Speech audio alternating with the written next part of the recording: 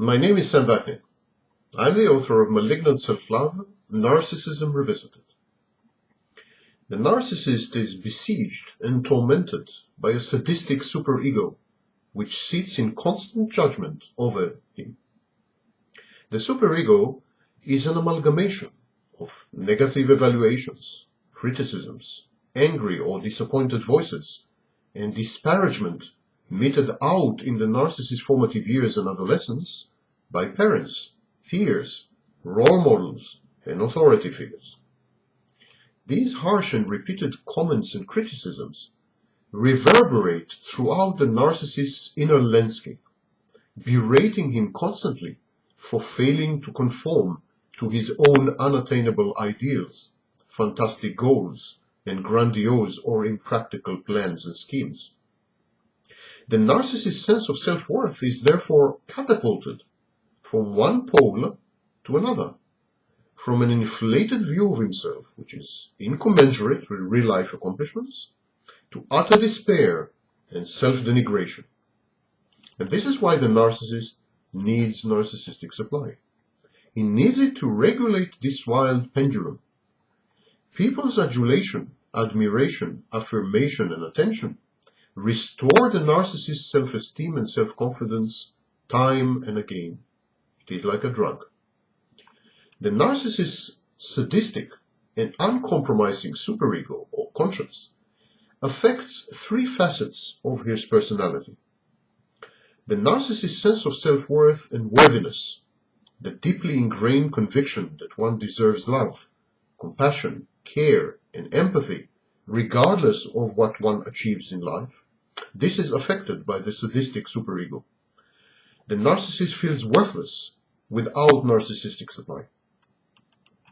The second facet or layer that is affected by the internalized inner judge of the narcissist is his self-esteem, his self-knowledge, the deeply ingrained and realistic appraisal of his own capacities, skills, limitations, and shortcomings. The narcissist lacks clear boundaries and therefore is not sure of his abilities and weaknesses, hence his grandiose compensatory fantasies. Finally, the narcissist's self-confidence is heavily affected and adversely affected by these disparaging inner voices. The deeply ingrained belief based on lifelong experience that one can set realistic goals and also accomplish them is ruined in the narcissist. The narcissist knows that he is a fake and a fraud, that his self is false. He therefore does not trust his own ability to manage his own affairs and to set practical aims and to realize them. By becoming a success, or at least by appearing to have become a success, the narcissist hopes to quell these voices inside him that constantly question his veracity and aptitude. The narcissist's whole life is a twofold attempt to both satisfy the inexorable demands of his inner tribunal and to prove wrong its harsh and merciless criticism. It is this dual and self-contradictory mission to conform to the edicts of his internal enemies and to prove their very judgment wrong. It is this constant battle that is at the root of the narcissist's unresolved conflicts. On the one hand, the narcissist accepts the authority of his introjected, internalized critics, and he disregards the fact that they hate him and they wish him ill or even dead. He sacrifices his life to these inner judges, to these sadistic voices, to these berating figures, to this constant criticism. He hopes that his successes and accomplishments, whether real or perceived, will ameliorate their rage, silence these voices, restore a modicum of inner peace. On the other hand, he confronts these very gods, these very divine, annihilating entities, with proofs of their own fallibility.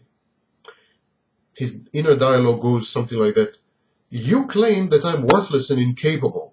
Well, guess what? You are dead wrong. Look how famous I am. Look how rich I am.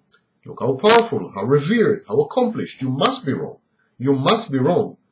Having accomplished all these things, or at least the perception of these things, I must be doing something right. I must be a worthy person.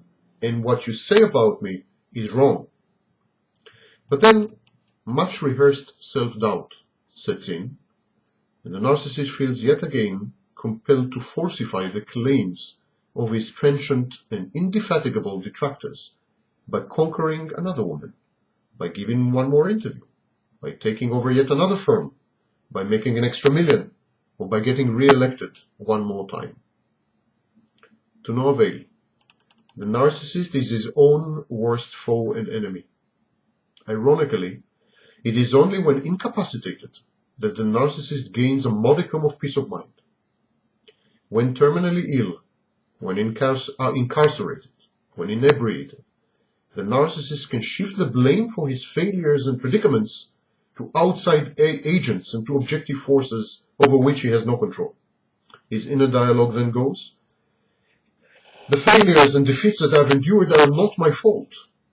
He informs his mental tormentors, "There was nothing I could do about it. Now go away and leave me be, leave me alone. I can't help it. I'm a prisoner. I'm terminally ill. I am not in control of the situation. So how can you expect me to achieve anything and to falsify your claims that I'm worthless?"